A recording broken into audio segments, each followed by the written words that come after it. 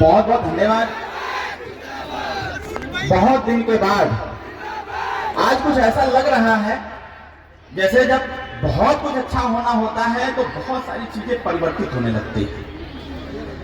जब मौसम गड़बड़ाता है तो कहीं धूप नहीं दिखता, आसमान में लालिमा छा जाती है और अंधकार जैसा लगने लगता है। लेकिन जब मौसम भी अपना रुख बदलता है और जब तूफान आता है तो वह तूफान बहुत सारी सफाई भी करते हुए और सफाई करते हुए दिशा में परिवर्तित हो जाता है। आज का ये आजमगढ़, क्योंकि मुझे याद है जब आजमगढ़ में 2004 में डीएवी कॉलेज के मैदान में एक बहुत बड़े कार्यक्रम का आयोजन किया गया था, मैं उस मंच पर भी भाषण दिया था 2004 में।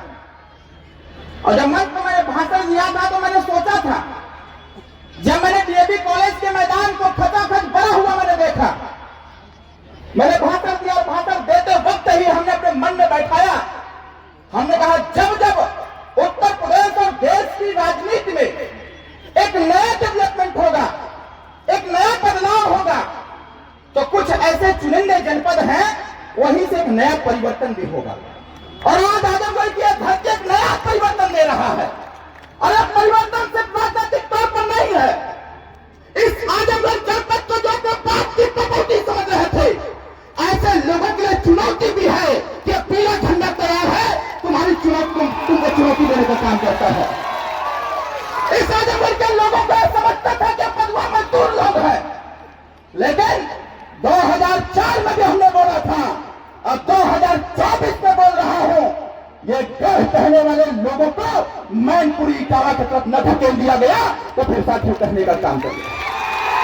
नौजवान साथियों, अपने अंदर वो ऊर्जा पैदा करो, क्योंकि ये उत्तर प्रदेश की राजनीति पूर्वांचल पर आधारित है और पूर्वांचल की राजनीति आजमगढ़ पर आधारित है। आजमगढ़ के नौजवान साथियों, कहां बैठे हो मेरे भाई, मेरे मित्र, जरा एक निगाह अपने पीछे भी तो उठा के देखो। वो कुर्सी पर बैठे हुए वो दादी माँ जो 60 साल की अवस्था पार कर चुकी है, वह भी कुर्सी पर बैठ करके इंतजार कर रही है और कह रही है, वह कह रही है इस बात को कि वक्त बहुत कम है। नौजवान भाइयों, आपके लिए है, वक्त बहुत कम है, जितना कम हो लगा दो। आपकी दादी कह रही है कुछ को मैं जगाता हूं, कुछ को नौजवान आप जगा दो। मेरे साथियों, आज एक नया परिवर्तन इस मंच पर ही दिखा और यह मंच बराबर का अधिकार देता है। हमारे यहां महिलाओं को 33% आरक्षण की बात सरकार ने स्वीकार कर लिया, लेकिन इसी मंच पर 50% की भागीदारी तय किया गया है। 50% की भागीदारी, और इस मंच ने 50% दिया है और देने के बाद आगे की तैयारी है। सामाजिक स्तर पर, राजनीतिक स्तर पर, आर्थिक स्तर पर, नौकरी के स्तर पर 50% महिलाओं को आरक्षण दिला करके रहा जाएगा, यह सहदे भारतीय समाज पार्टी ने संकल्प किया है।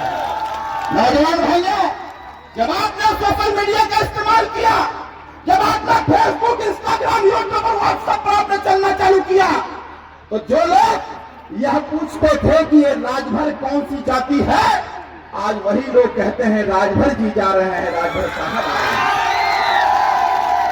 जरा देखो परिवर्तन मेरे भाई, जब आपने सोशल मीडिया पर आपने ताकत झोंका, जब आपने रैली में चढ़ बढ़ के हिस्सा लिया, आपने गांव में चौपाल लगाया, आपने छोटे छोटे भाइयों को पढ़ना लिखना चालू कराया, तो परिवर्तन क्या हुआ?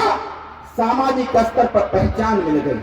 यह देश राजतांत्रिक देश जब था तो इस देश में 585 राजा और 585 राजा में अकेले 165 राजा राजभर समाज का हुआ करता था और जिसका 165 राजा हुआ करते थे।